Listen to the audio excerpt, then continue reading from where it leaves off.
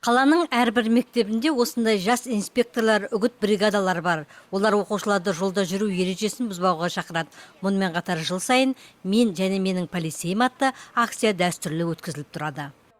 Вот сегодня мы собрались в этом акте. Бүгін біздің 27-ші орта мектебінде 4-ші сынып оқушылары арасында жол ережесін сақтау бойынша шара ұйымдастырылып отыр.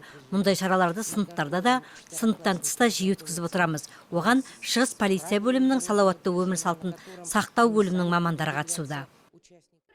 Акция қазанның 27-сінен басталды. Осы аралықта білім ұяларында оқушыларды жол ережесін сақтауға, тәртіпті бұзбауға арналған тәрбиелік шаралар ұйымдастырылды.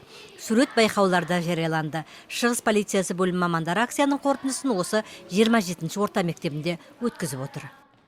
Осы акцияның ең басты мақсаты балаларға, олардың ата-анасына және халыққа күнделікті қолданып жатқан біздің ережелеріміз түсіндіру. Оның ішінде жолдан балалар қалай өту керек, сабақтан қайтып бара жатқан кезде қай уақытта қайтып, үйлеріне тез қайту туралы түсіндіреміз.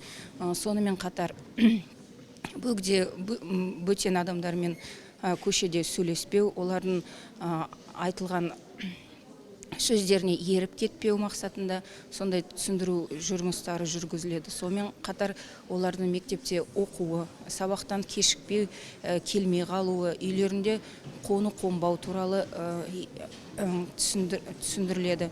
Сонымен қатар ата-аналарына да сондай түсіндірме жұмыстар жүргізіледі. Мектептің 4-ші сынып оқушылары 4 командаға бөлініп сайысқа түсті. Олар жолда жүру ережесі бойынша білімдерін көрсетті, сауалдарға жауап берді. Сонымен қатар бұл акцияның ең басты мақсаты балалардың өзін қоғамда жүріс-тұрысын реттеу. Олар далада өтіп бара жатқанда қалай жүру керек екен, мектепте қалай жүру керек екен, бұлардың барлығы да осы акцияда өтіп түсіндіруіміз керек. Сонымен қатар біздің полицейлердің ең бастысы түнде тұрып жүруін түсіндіру.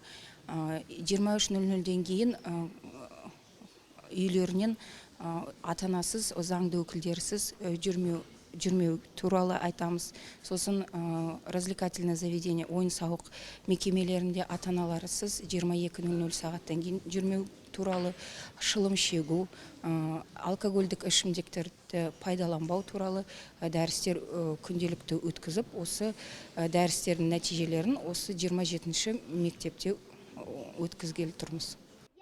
Қала мектептерінде мұндай шаралардың жиі өткізілуі балалар арасындағы жол-көлік апаттарын болдырмауға себепші болады. Ал оқушылар мамандардың пікірлерін тыңдап, көшеде қалай жүру қажеттігін, жолдан өтудің ережелерін білудің маңыздылығын түсінетін болады.